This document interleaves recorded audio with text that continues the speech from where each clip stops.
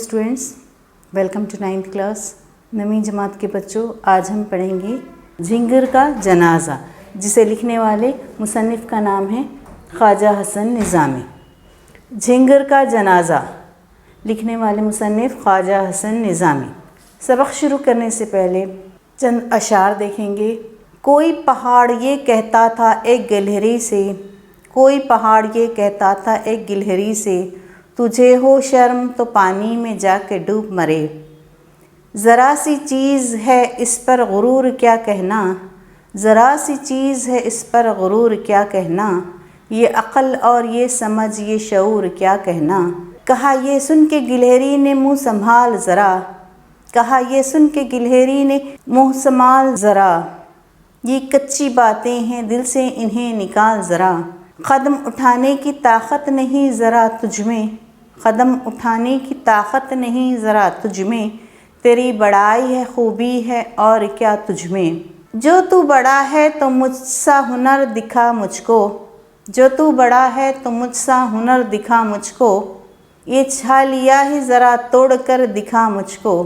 نہیں ہے چیز کوئی نکمی زمانے میں، نہیں ہے کوئی چیز نکمی زمانے میں، کوئی برا نہیں قدرت کے کارخانے میں۔ یعنی کہ یہ گلہری کی زبان میں شاعر کہہ رہا ہے کہ دنیا میں جو بھی چیز بنائی ہے اللہ تعالیٰ نے، اس کا کچھ نہ کچھ کام ہے، کوئی چیز بیکار نہیں ہے، کوئی چیز کم تر نہیں ہے۔ قدرت کے کارخانے میں کوئی چیز چھوٹی بڑی نہیں ہے۔ ہاتھی ہے تو ہاتھی کا بھی اپنا کام ہے، ایک چونٹی ہے تو اس کا بھی اپنا کام ہے۔ قدرت جس سے جو کام لینا ہے اس کام کے لیے بنائی ہے وہ کام لے لیتی ہے۔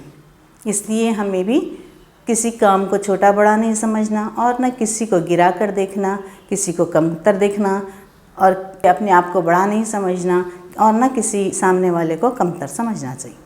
اس سبق کے مصنف خواجہ حسن نظامی نے جھنگر اور آدمی کے مکالمے کے ذریعے طنزیہ انداز میں ایسے تعلیم یافتہ لوگوں پر چوٹ کی ہے جو بڑی بڑی ڈگریاں تو حاصل کر لیتے ہیں مگر قابلیت سے وہ محروم ہوتے ہیں۔ اس کے علاوہ مصنف نے یہ درس بھی دینے کی کوشش کی ہے کہ اللہ تعالیٰ نے دنیا میں کوئی بھی شے بیکار نہیں پیدا کی۔ میری سب کتابوں کو چاٹ گیا، بڑا موذی تھا، خدا نے پردہ ڈھک لیا، اف! جب اس کی لمبی لمبی مونچھوں کا خیال کرتا ہوں جو وہ مجھ کو دکھا کر ہلایا کرتا تھا تو آج اس کی لاش دیکھ کر بہت خوشی ہوتی ہے۔ اس جھنگر کی داستان ہرگز نہ کہتا اگر دل سے عہد نہ کیا ہوتا کہ دنیا میں جتنے حقیر و ذلیل مشہور ہیں میں ان کو چاند لگا کر چمکاؤں گا۔ یہ ایک مزاحیہ مضمون ہے جو خواجہ حسن نظامی کا لکھا ہوا ہے۔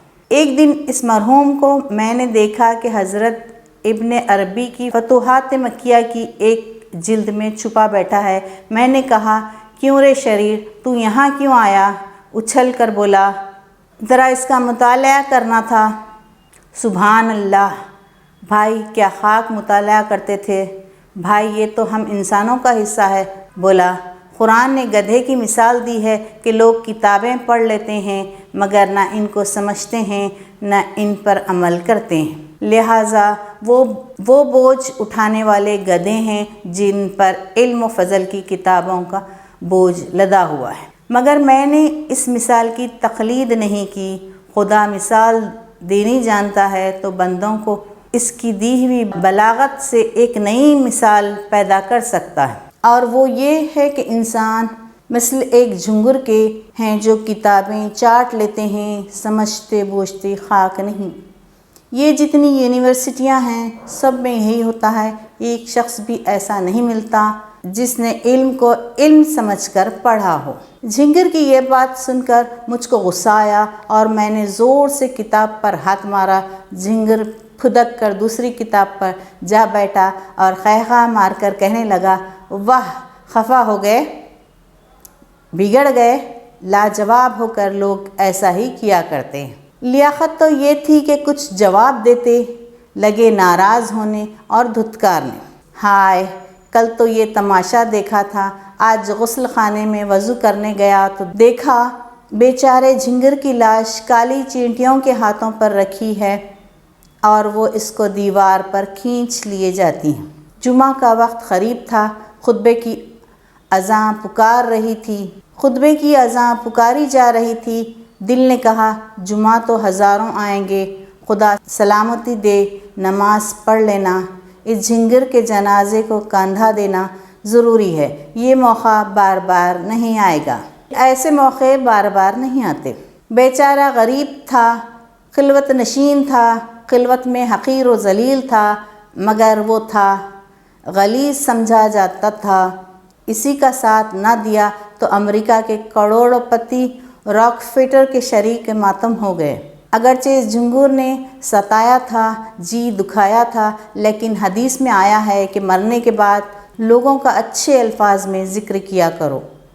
اس واسطے میں کہتا ہوں خدا بخشے بہت سی خوبیوں کا جانور تھا، ہمیشہ دنیا کے جھنگروں سے الگ کونے میں کسی سوراخ میں، بوریے کے نیچے، آب خورے کے اندر چھپا بیٹھا رہتا تھا۔ نہ بچھو کا سا زہریلا ڈنک تھا، سانپ کا ڈسنے والا پھن، نہ سانپ کا ڈسنے والا پھن، نہ بلبل کی مانند پھولوں کی عشق بازی۔ شام کے وقت عبادت رب کے لیے ایک مسلسل بین بجاتا تھا اور کہتا تھا کہ غافلوں کے لیے سور ہے اور عاقلوں کے لیے جلوہ طور ہے۔ ہائے آج غریب مر گیا، جی سے گزر گیا، اب کون جھنگر کہلائے گا، اب ایسا مونچھوں والا کہاں دیکھنے میں آئے گا۔ ولیم میدان جنگ میں ہے، ورنہ اس کو 2 گھڑی پاس بٹھا کر جی بہلاتے کہ میری مٹی کی نشانی ایک یہی بیچارہ دنیا میں باقی رہ گیا۔ ہاں تو جھنگر کا جنازہ ہے، ذرا دھوم سے نکلے، چینٹیاں تو اس کو اپنے پیٹ کی قبر میں دفن کر دیں گی، خیر تو مرثیے کے 2 لفظ کہہ کر مرحوم سے رخصت ہونا چاہیے۔ کیا ہے یہ سبق میں یہ ایک مزاحیہ مضمون ہے، جھنگر اور آدمی کے بیچ کے مکالمے ہیں۔ ایک مرتبہ وہ اپنے کبرڈ میں جب کتاب لینے کے لیے جاتے ہیں تو جھنگر دکھتا، جب وہ اسے ہٹانا چاہتے ہیں تو وہ اپنی مونچھیں نکال کر ایسا دکھتا کہ اسے قہقہ لگا رہا ہے، پھدک کر وہ دوسری کتاب پر جا بیٹھتا۔ جب مصنف پوچھتے ہیں کہ تو یہاں کیا کر رہا ہے تو وہ کہتا ہے کہ میں کتابیں پڑھ رہا ہوں، انسانوں کی طرح نہیں کہ جو رٹ لیتے ہیں، جو ایک نظر ڈال دیتے ہیں، اور ایسے علم والوں کے لیے نہیں جنہیں وہ ڈگریاں تو بہت رکھتے ہیں، ان کے پاس ڈگریاں تو بہت ہی ہوتی ہیں مگر ان میں علم کی کمی ہوتی ہے۔ ایسے لوگوں کو مصنف بھی جاہل سمجھتا ہے، جو بڑی بڑی ڈگریاں رکھتے ہیں، ان پر صرف کتابوں کا بوجھ ہوتا ہے، نہ کہ وہ عالم ہوتے ہیں، نہ وہ علم جانتے ہیں۔ یہ جھنگر تو بیچارہ کتابیں پڑھنے کی کوشش کر رہا تھا، وہ کتاب میں جو لکھا ہوا مضمون ہے اسے سمجھنے کی کوشش کر رہا تھا۔ پھر جھنگر نے قہقہ مار کر ہنسا اور کہا کہ کیوں خفا ہو رہے ہو، کیوں غصہ کر رہے ہو مجھ پر، کیوں مجھے دھتکار رہے ہو۔ پھر مصنف دوسرے دن نہانے کے لیے حمام میں جاتے ہیں تو جھنگر مرا ہوا دیکھتے ہیں، اس کے اطراف چمٹیاں لگی ہوئی تھیں، اسے کئی چونٹیاں پکڑ کر اسے دیوار پر لے کے جا رہی تھیں۔ جیسا ہی مصنف کی نگاہ اس جھنگر پر پڑتی ہے تو کہتے ہیں کہ جمعہ کی اذان ہو رہی ہے، مگر ابھی جمعہ میں تو وقت ہے اور جمعہ کی نماز میں کہیں اور پڑھ سکتا ہوں، میں اس جھنگر کے جنازے کو شریک ہوں گا۔ تو یہ کہہ کر وہ اس کے ساتھ رہتے ہیں اور کہتے ہیں کہ تھوڑی دیر میں یہ چینٹیاں اسے اپنے پیٹ کی قبر میں دفن کر لیں گی اس جھنگر کو، میں مرثیے کے 2 لفظ کہہ کر مرحوم کو رخصت کرتا ہوں۔ جھنگر کا جنازہ ہے ذرا دھوم سے نکلے، جھنگر کا جنازہ ہے ذرا دھوم سے نکلے، قیصر کا پیارا ہے اسے توپ پہ کھینچو۔ اے پروفیسر، اے فلاسفر، اے متوکل درویش، اے نغمہ ربانی گانے والے قوال، ہم تیرے غم میں نڈھال ہیں اور توپ کی گاڑی پر تیری لاش اٹھانے اور اپنے بازو پر کالا نشان باندھنے کا ریزرویشن پاس کرتے ہیں۔